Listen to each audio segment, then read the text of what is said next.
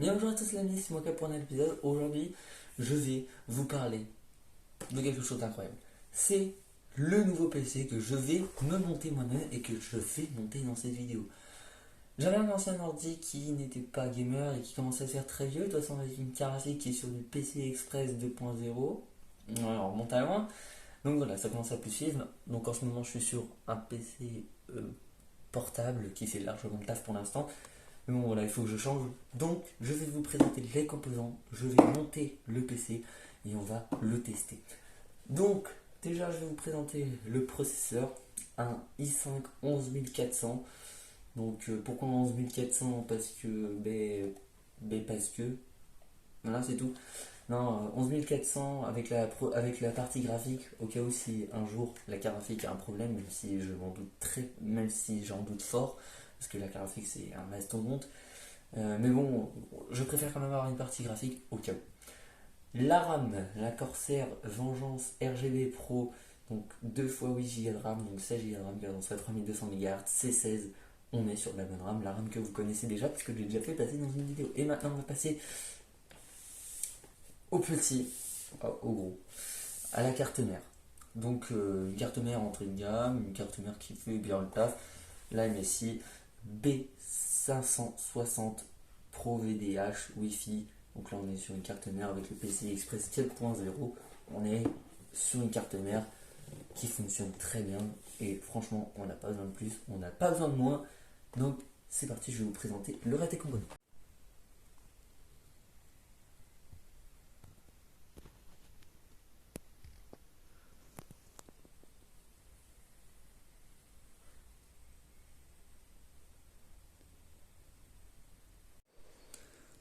Donc pour le M.2, on est sur un petit MSI Spatium M9 390, donc un M.2 de 500 Go.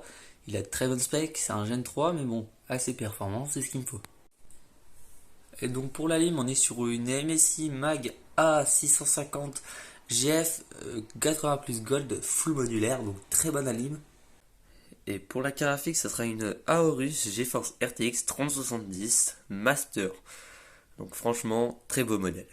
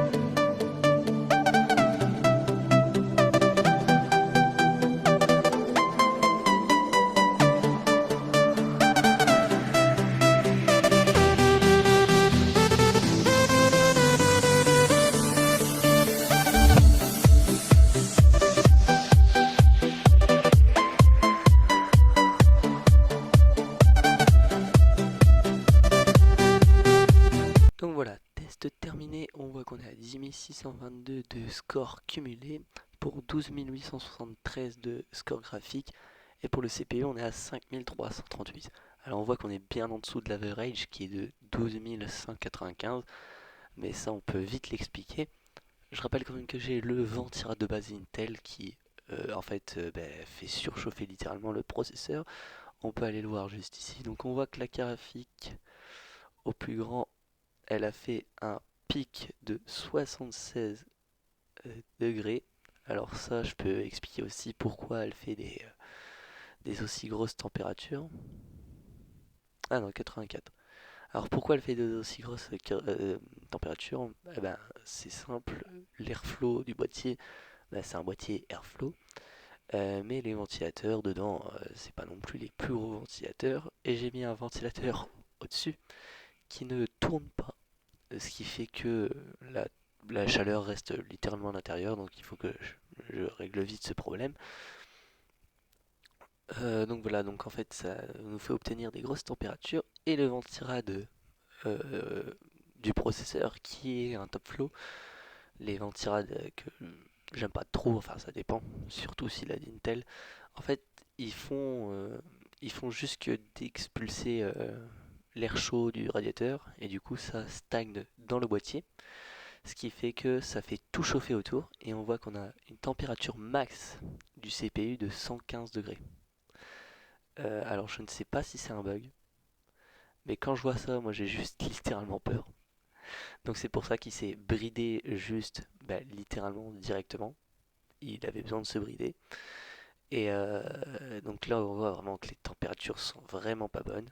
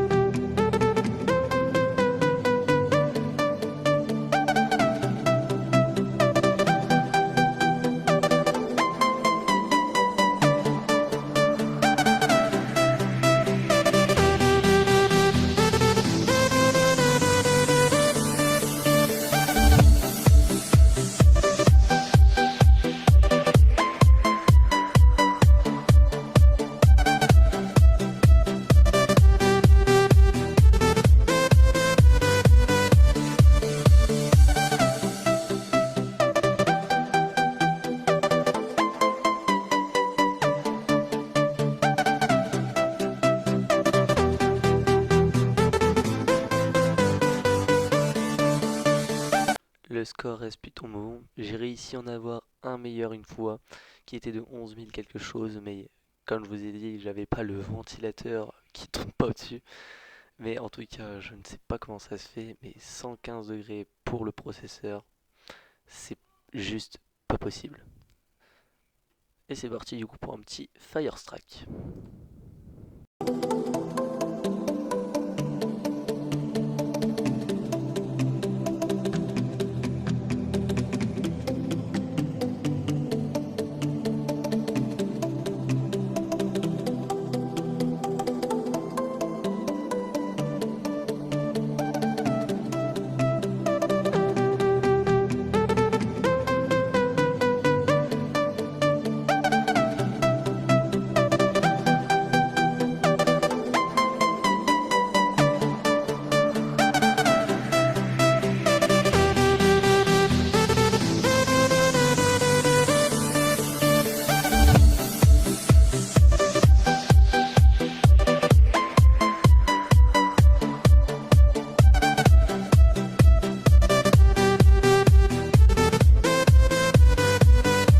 Donc on voit que pour le score graphique, on est à 32 389 points.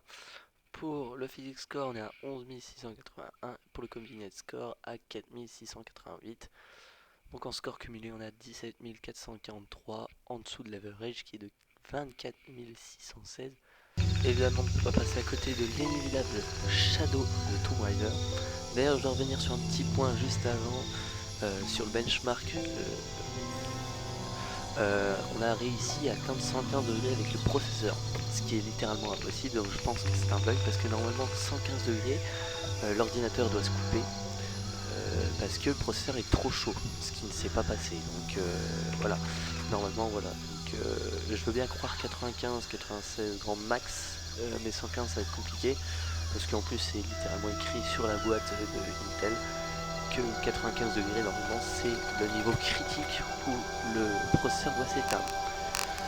Donc les paramètres graphiques pour le benchmark de Shadow of the Tomb Raider, donc on est en DirectX 12 en 1080p bien évidemment, avec le Nvidia RTX DLSS en qualité, on est en plein écran bien évidemment. Les graphismes, on est en pré-réglage personnalisé, donc les qualités texture ultra, filtrage des textures, catastro. Les qualités des ondes pareil facilement ultra, occlusion ambiante, profondeur de champ haut, Nvidia de niveau de détail, niveau de détail ultra. On voit qu'ici j'ai mis 8, flou lumineux non, flou cinétique non. Bon, ça c'est juste parce que je préfère ne pas les mettre pour moi.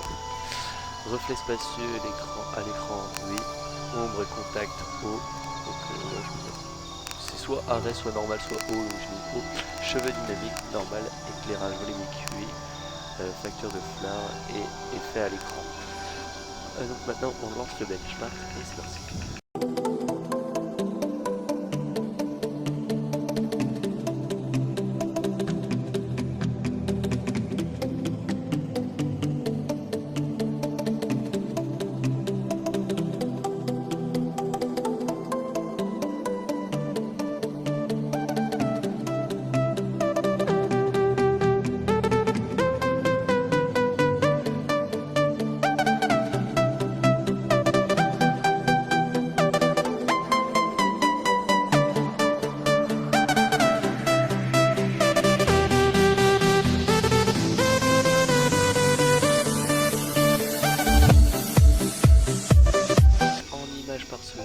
De 86, ce qui est très très bien. Alors on voit que toujours c'est le processeur un petit peu qui cause problème, qui fait que de se brider à droite à gauche. On voit qu'ici encore il est descendu d'un coup parce que dès qu'il commence à trop chauffer, bah, il se coupe.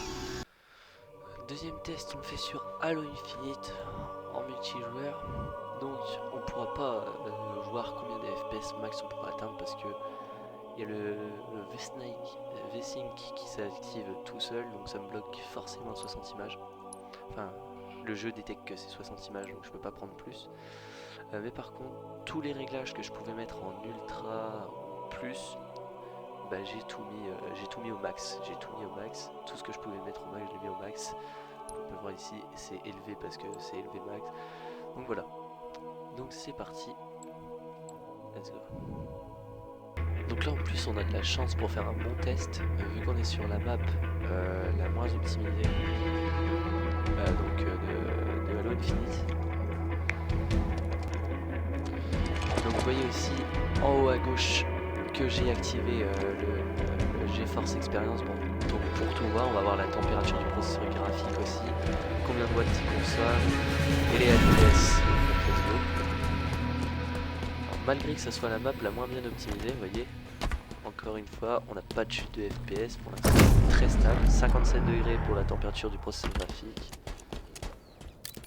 ce qui est encore pour une fois très stable. Donc en troisième jeu et dernier, on va faire un petit peu du Overwatch 2 pour tester. Donc on va commencer 80p, j'ai mis le taux de rafraîchissement que je pouvais mettre au maximum. Bon, on se doute bien que je vais pas attendre 600 FPS quand même, hein, c'est qu'il y a une 30-70.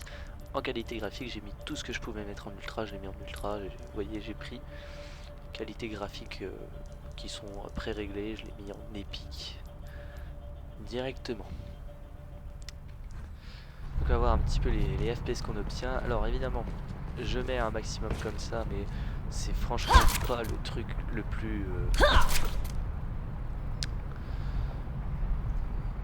plus obligatoire franchement, parce que de toute façon mon écran est un écran 60 Hz, donc faire consommer la graphique autant, la faire chauffer et tout, alors que de toute façon les 140 FPS qu'il y a là, je ne les vois pas.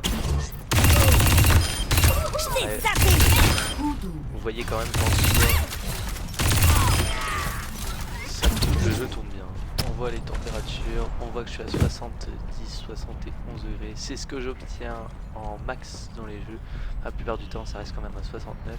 Mais ça, comme je vous dis, j'obtiens une température aussi grosse. C'est évidemment déjà de tu passes un mauvais moment. à cause du refroidissement Intel qui est juste littéralement pourri. Et à cause aussi du ventilateur que j'ai posé qui ne tourne pas, qui doit bloquer sûrement la sortie d'air. Mais ça fait rien, il faut que je le rebranche et après tout ça, ça va mieux. Un petit peu mieux. Mais bon, voilà, de toute façon, j'ai bien l'intention de passer sur un water cooling, mais ça arrivera plus tard et j'en ferai une vidéo spéciale. Pour l'instant, on va juste faire la conclusion de la vidéo. Allez, c'est parti. Non, du coup, quelle est la conclusion sur cet ordinateur-là? Bah, elle est simple. La 3070 est une bonne carte graphique, surtout au prix auquel je l'ai trouvé. Vous aurez pu voir sur le carton, c'est écrit 611 €, mais en réalité, on l'a eu pour 450. Ce qui, franchement, pour une 3070, ça fait longtemps qu'on n'a pas vu un prix comme ça, et surtout que le prix de la 3070 Windows Edition, c'était 420. Et l'avoir à 450 pour un modèle custom qui est en plus le modèle Aorus Master, donc avec un écran LCD vidéo, bah, oui, c'est une affaire en or. La 3070 est une bonne carte graphique. En réalité, elle ne devrait pas chauffer autant. Le problème, vraiment, dans cet ordinateur-là, et que je peux absolument relever, c'est le ventirad. Le ventirad Intel est juste, mais littéralement pourri. Il fait un bruit d'enfer. C'est horrible. Tous les ventilateurs sont obligés, la plupart du temps, de se mettre à fond parce que, en fait, la carte mère a ses réglages. Et donc, en fait, dès qu'il chauffe trop, elle commence à faire monter les ventilateurs comme toutes les cartes mères. Sauf que là, elles sont presque tout le temps à fond parce que juste le processeur est presque tout le temps bouillant parce que le ventirad n'arrive pas à le refroidir. C'est infâme, genre, mais bon. Voilà, après je passerai sur un water cooling, je changerai de refroidissement. Parce que franchement, ce ventirad, c'est plus possible. Je passerai sur un water cooling ou alors un ventirad, mais un bon ventirad. Dans la vidéo, vous aurez pu voir aussi que j'avais que 500 Go, mais en réalité, j'ai mis un Tera de stockage, plus deux autres de 250, donc j'ai beaucoup plus que 500. Deuxième point négatif que je peux poser, la carte graphique est certes bonne, mais un problème qui est connu chez tout ce qui est Aorus, chez Gigabyte plutôt, leur logiciel RGB Fusion est juste pourri.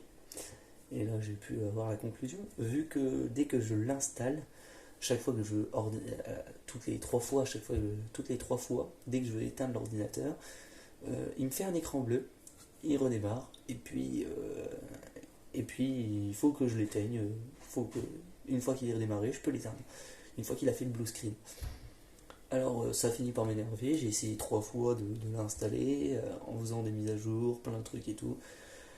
Donc voilà, donc ça m'a saoulé, donc depuis je ne peux plus contrôler l'éclairage de la carte graphique ni quoi que ce soit, vu que le logiciel fait tout planter. Bon, voilà, je suis un petit peu deg, mais c'est des choses qui arrivent, c'est tout, le logiciel a décidé de planter. Peut-être qu'un jour ils feront une version qui fonctionne, en tout cas avec cette config. Mais bon, pour l'instant voilà. Est-ce qu'il y aurait un autre point négatif? Bon, la carte mère, c'est peut-être pas la plus grosse du marché, mais de toute façon, ce processeur ne peut pas être overclocké, donc voilà. Si, troisième point négatif plutôt, c'est la place qu'il y a dedans. Le boîtier est magnifique, ça il est beau, mais en fait on a très peu de place. Par exemple, je peux pas mettre un water cooling au-dessus, parce que les rames sont trop grandes, il aurait fallu prendre des rames petit format. Parce qu'en fait c'est juste trop petit et du coup je suis obligé de mettre un water cooling à l'avant ou à l'arrière en 120 mm. 120 mm normalement si on en prend un bon de 120 mm normalement pour un i5 ça va. Mais bon voilà, donc après j'ai pas trop de points négatifs à attirer, c'est un très bon PC, voilà, à part les 3 que je viens de soutirer. Câblage management du coup qui est aussi un point négatif parce que le boîtier est trop petit encore une fois. Mais bon, voilà, en tout cas je suis très content de ce PC. Il n'y a que le ventirad qui me pose souci, qui me casse franchement les... Voilà. Mais bon, final il est quand même bon. Le moment où le ventirad sera changé, ça sera beaucoup mieux. Bon, j'espère que cette vidéo vous aura bien plu. Si elle vous a plu en tout cas, n'hésitez pas à vous abonner, à liker, à commenter, partager, activer la cloche des notifications. Et moi je vous laisse. Et je vous dis ciao pour de nouvelles vidéos.